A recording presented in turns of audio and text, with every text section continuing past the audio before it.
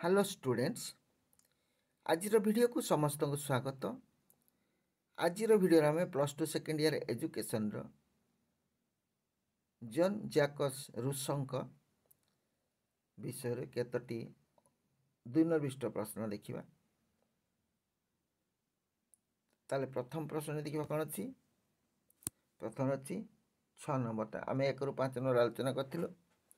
6 आलोचना कर रूसो मतरे शिक्षक भूमिका किपर हेबा उचित।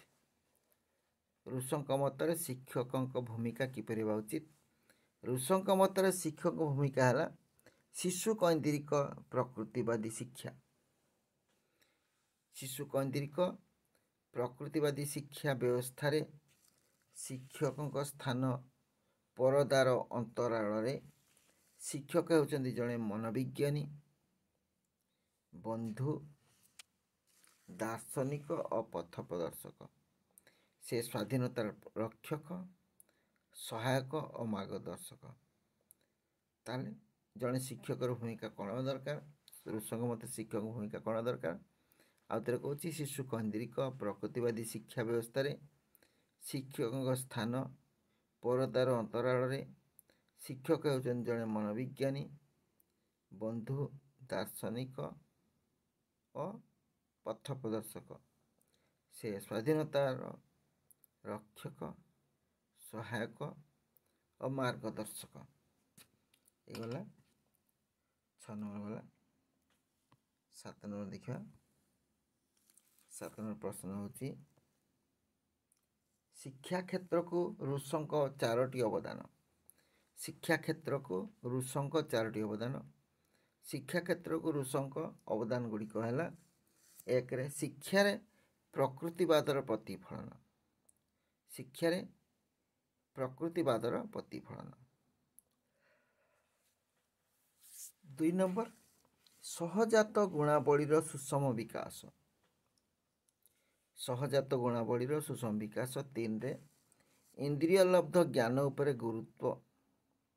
इंद्रिय लब्ध ज्ञान उपरे गुरुत्व। और 4 प्रकृतिवादी शिक्षादान पद्धति। प्रकृतिवादी शिक्षादान पद्धति। बर्तमान देखा 6 7 गला। बर्तमान देखा 8 नंबर प्रश्न। 8 नंबर कौन अच्छी रूसो शिक्षा नीतिर समालोचना मान लेख।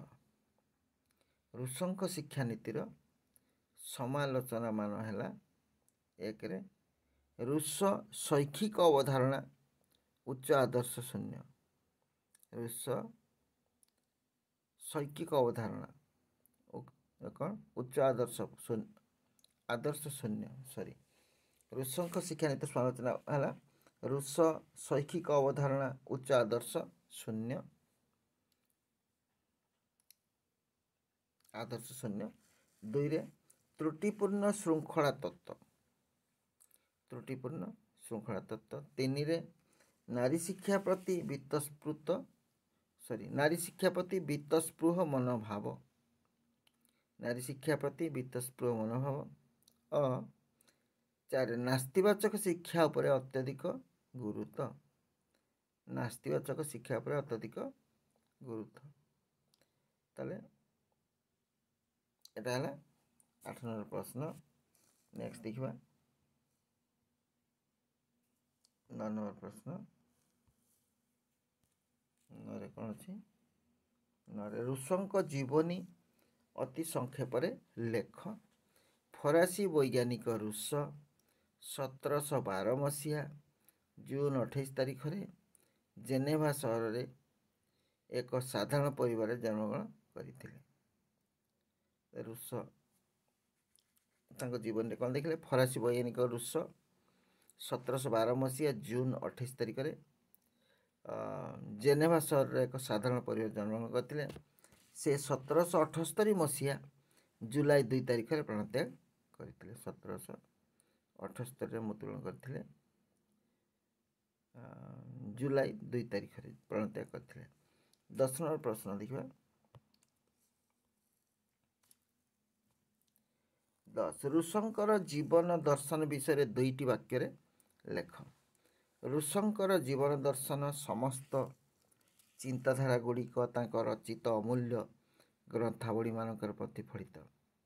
ଋଷଙ୍କର ଜୀବନ ଦର୍ଶନ ସମସ୍ତ ଚିନ୍ତାଧାରା ଗୁଡ଼ିକ ତାଙ୍କ ରଚିତ ଅମୂଲ୍ୟ ଗ୍ରନ୍ଥାବଳୀମାନଙ୍କରେ ପ୍ରତିଫଳିତ।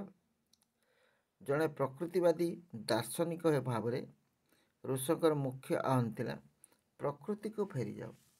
ଜଣେ ପ୍ରକୃତିବାଦୀ ଦାର୍ଶନିକ ଭାବରେ ସେ ଜଣେ ପ୍ରକୃତିବାଦୀ ଦାର୍ଶନିକ ଥିଲେ। ତେଣୁ ପ୍ରକୃତିବାଦୀ ଦାର୍ଶନିକ ଭାବରେ